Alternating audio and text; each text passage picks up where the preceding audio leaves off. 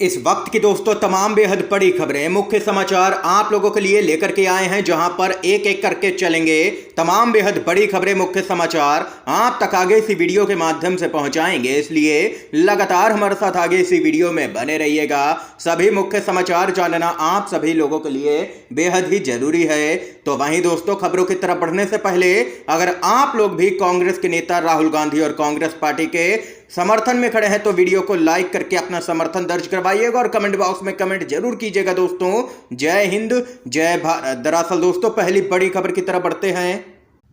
देश भर में लगातार इंडिया गठबंधन की बढ़ती हुई लोकप्रियता से डरी है भाजपा। अब संविधान से ही इंडिया शब्द हटाने की योजना बना रही है मोदी सरकार। केंद्र सरकार पेश कर सकती है विधेयक। जी हां दोस्तों, बड़ी जानकारी सूत्रों के अनुसार सामने निकल के आ रही है। कांग्रेस और विपक्षी गठबंधन इंडिया के अन्य घटक दल 18 सितंबर से आरंभ हो रहे संसद के विशेष सत्र के लिए अपनी रणनीति आज तय कर रहे हैं बैठक करके।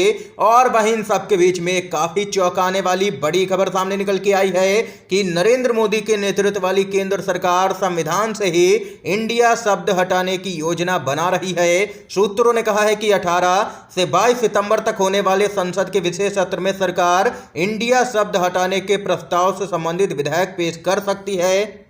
केंद्र सरकार के द्वारा उठाए जा रहे इस कदम को देख करके आप लोग अंदाजा लगा सकते हैं कि इंडिया गठबंधन की जो लोकप्रियता बढ़ रही है देश भर में लगातार, उससे भाजपा किस कदर यहां पर डरी और सहमी हुई नजर आ रही है। और उसको शायद अंदाजा हो गया है कि 24 में जनता उसको यहां पर केंद्र से हटाने जा रही है और इंडिया गठबंधन की लोकप्रियता बढ़ रही है, जिसके कारण अब तो संविधान में ही बदलाव की तैयारी करने लगी है भाजपा सरकार। इस महत्वपूर्ण खबर पर अपनी महत्वपूर्ण राय भी दोस्तों जरूर बताइएगा कमेंट बॉक्स में कमेंट करके। एक और अपडेट की तरफ चलते हैं। घोसी सहित कई सीटों पर उपचुनाव के लिए वोटिंग लगातार जारी है, लेकिन इन सब के बीच में घोसी, जो कि यहां पर उत्तर प्रदेश की एक विधानसभा सीट है, वहां पर बड़ी गड़बड़ी के आरोप लगे हैं। घोसी से समाजवादी पार्टी के प्रत्याशी का गंभीर आरोप कहा, मतदाताओं को रोक रही है पुलिस, यहां पर सरकारी मशीनरी का दुरुपयोग किया जा रहा है, चुनाव आयोग चुपचाप बैठा है, तमाशा देख रहा है। खबर बताते चले आप लोगों को। यहां पर सपा के प्रत्याशी सुधाकर सिंह जीत के प्रति पूरी तरह से आश्वस्त नजर आ रहे हैं। उन्होंने कहा है कि घोसी में जो भी वोट पड़ेंगे उसका 70% वोट मेरे पक्ष में है, मुझे जीत में कोई भी संशय नहीं है, लेकिन पुलिस और प्रशासन के लोग गड़बड़ियां कर रहे हैं। यहां पर लगातार देखा जा रहा है कि कई मतदाताओं को वोट देने से रोका जा रहा है।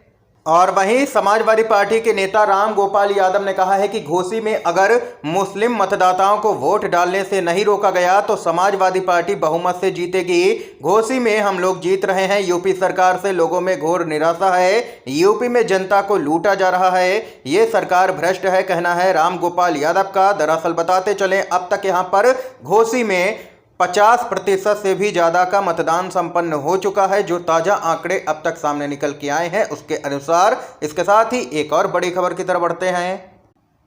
बीजेपी नेता को अपनी कोर्ट से सीजेआई डीवाई चंद्रचूड़ ने लताड़ के भगाया है। फरियाद लेकर के सीजेआई के सामने पहुंचे थे। शिकस्त खाए बीजेपी के नेता बार बार की गुहार की तो यहां पर सीजेआई चंद्रचूड़ हो गए गुस्सा। क्या है पूरी खबर बताते चले। कर्नाटक में बीजेपी चुनाव में हारने के बाद यहां पर सत्ता गंवा चुकी है, लेकिन बीजेपी के नेता हार को हजम नहीं कर पा रहे हैं। वो कांग्रेस को घेरने का कोई मौका हाथ से नहीं जाने दे रहे हैं। ऐसे ही एक वाक्य में बीजेपी के दो नेता संविधान के आर्टिकल 32 का हवाला देकर के सीजेआई डीवाई चंद्रचूड़ के पास यहां पर पहुंच गए।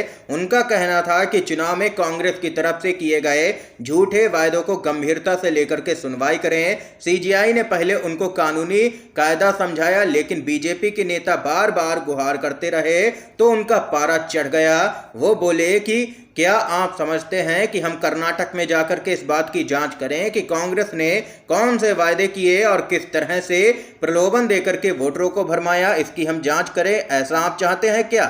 सीजेआई ने आगे फटकार लगाते हुए कहा है कि ऐसे मामलों को सुप्रीम कोर्ट किसी भी कीमत पर मत लाइए। ये यहां पर बीजेपी के नेताओं को यहां पर हड़का करके भगाया है सीजेआई ने। इसके साथ ही एक और बड़ी खबर की तरफ बढ़ते हैं। 6046 करोड़ रुपए के साथ में बीजेपी देश की सबसे अमीर पार्टी है। रिपोर्ट में बड़ा खुलासा हुआ है। लगातार भाजपा पहले नंबर पर बनी हुई है कुल संपत्ति के मामले में। एडीआर की रिपोर्ट के अनुसार वित्तीय वर्ष 2021-22 के दौरान देश के 8 प्रमुख राष्ट्रीय पार्टियों की संपत्ति में जोरदार उछाल देखने को मिला है। इन राजनीतिक दलों की कुल संपत्ति वित्त वर्ष 2021-22 में बढ़कर के यहां पर 8800 करोड़ रुपए से भी ज्यादा की हो गई है, जिसमें बीजेपी के द्वारा सबसे अधिक संपत्ति 6046 करोड़ रुपए घोषित की गई है। ये यहाँ पर दोस्तों एडीआर की रिपोर्ट में बड़ा खुलासा हुआ है। इस खबर पे आप लोगों की क्या कुछ राय है, कमेंट बॉक्स में कमेंट करके जरूर बताइएगा दोस्तों। एक और बड़ी खबर की तरफ बढ़ते हैं। बिना नोटिस के ना कटे किसी भी मतदाता का वोटर लिस्ट से नाम, सुप्रीम कोर्ट का चुनाव आयोग को सख्त निर्देश। खबर बताते चलें, सुप्रीम कोर्ट ने यहां पर एक फैसले में चुनाव आयोग को निर्देश दिया है कि मतदाता सूची में से किसी भी मतदाता का नाम बिना पर्याप्त जांच और जमीनी स्तर पर वेरिफिकेशन किए बिना नहीं हटाया जाना चाहिए किसी भी कीमत पर। कोर्ट ने आगे कहा है कि किसी भी नाम को हटाने से पहले नियम अनुसार मतदाता को नोटिस भेजना भी जरूरी है।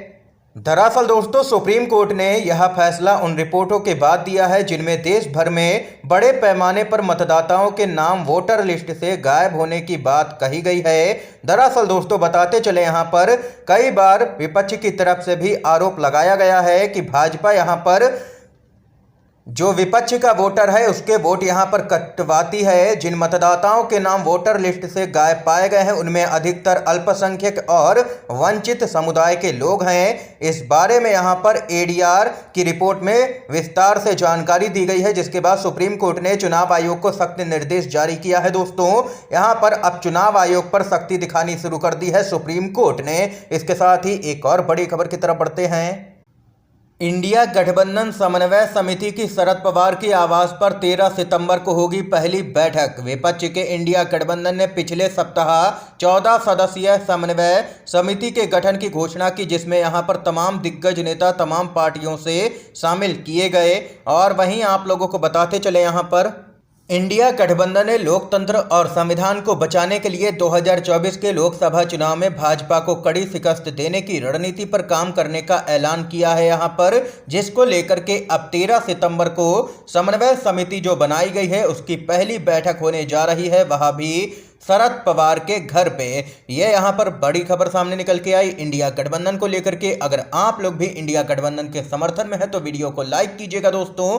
एक और बड़ी खबर आप लोगों को बताते चलें, बंगाल विधानसभा में राज्यपाल के खिलाफ प्रस्ताव ला सकती है टीएमसी। ममता बनर्जी का बड़ा आरोप, कहा परिवार का हो रहा है राजनीतिक उत्पीड़न, ये बर्दाश्त नहीं करूंगी। जी हाँ दोस्तों, खबर बताते चलें, पश्चिम बंगाल में गवर्नर हाउस और राज्य सरकार के बीच में खींचतान के चरम पर पहुंचने के बाद सत्तारूढ़ टीएमसी विस्तारित मानसून सत्र के आखिरी दिन पश्चिम बंगाल विधानसभा में राज्यपाल सीवी आनंद बोस के कामकाज के खिलाफ एक विशेष प्रस्ताव लाने पर विचार कर रही है। और इसका फैसला यहां पर मुख्यमंत्री ममता बनर्जी को ही करना है, क्योंकि लगातार यहां पर मुख्यमंत्री और राज्यपाल आमने सामने हैं। यहां पर राज्य सरकार का कहना है कि राज्यपाल लगातार यहां पर कामों में हस्तक्षेप कर रहे हैं, जिसको बर्दाश्त नहीं किया जाएगा किसी भी कीमत पर। इस समय की दोस्तों आज की तमाम बेहद बड़ी खबरें थी, मुख्य समाचार थे जो हमने आप लोगों तक पहुंचाए। अगर आप लोगों को ये वीडियो पसंद आया हो तो अभी इस वीडियो को लाइक कीजिएगा, ज़्यादा से ज़्यादा इन खबरों को, मुख्य समाचारों को शेयर कीजिएगा अपने सभी दोस्तों में। वीडियो देखने के लिए दोस्तों आप सभी का बहुत बहुत धन्यवाद। जय हिंद, जय भारत।